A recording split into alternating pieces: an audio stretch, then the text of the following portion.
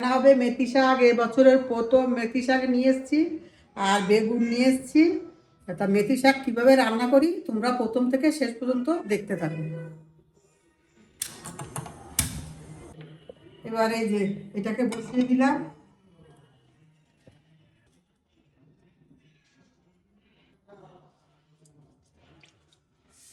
এবার দিয়ে দিলাম বড়ি।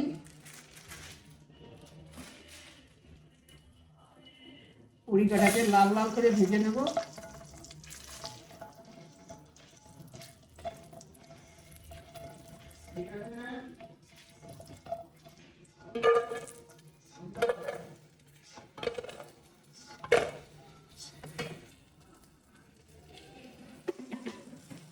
বেগুনগুলো দিয়ে দেবো।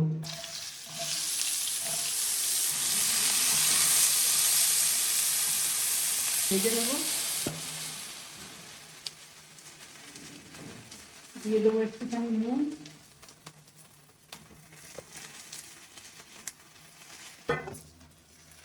দেখো বেগুনটা আমার ভাজা হয়ে গেছে। এবার বেগুনটাকে নামিয়ে নেব।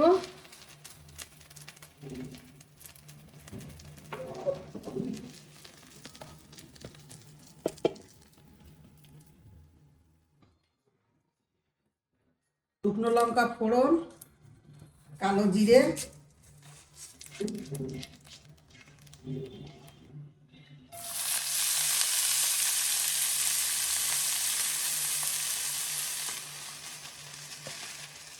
শাকটাকে একবারে দিয়ে দিলাম।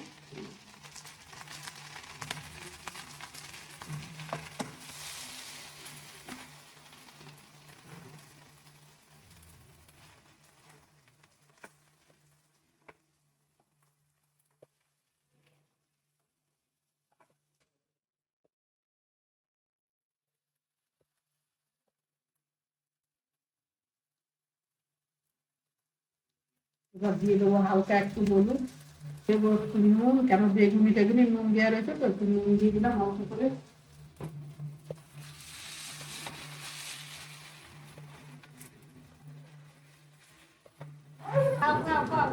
এবার দেবো দুটো কাঁচা লঙ্কা চিড়ে, একটা দিয়ে দিলাম আর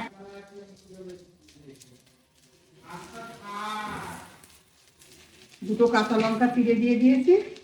লঙ্কাটাকে এবার একটু মিশিয়ে দেবো।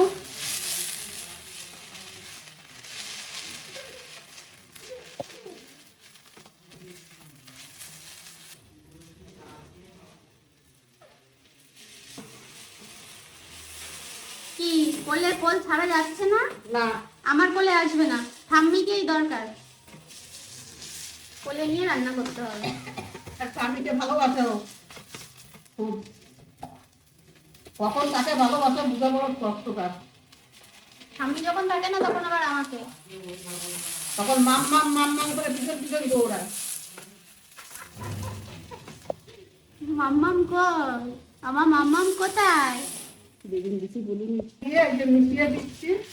বেগুনটা ওই শাকের সাথে দিলে কাদা হয়ে যেত, ওই জন্য এইভাবে ভেজে দিয়ে দিলাম। এবার এবার দেবো বড়ি,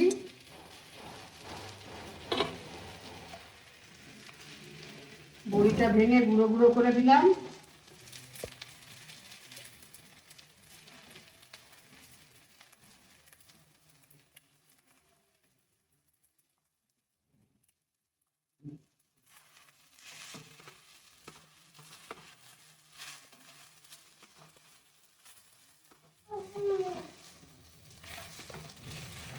আমার রান্না পুরো কমপ্লিট। দেখো মেথি শাক ভাজা। তা তোমরা এরকম ভাবে কে মেথি শাক রান্না করে খেয়েছো কমেন্ট করে জানিও। তা তোমরা এরকম করে রান্না করে খেয়ে কমেন্ট করে জানিও কেমন লাগলো। আর ভালো থেকো, সুস্থ থেকো, আর রান্না করে খেয়ে জানিও।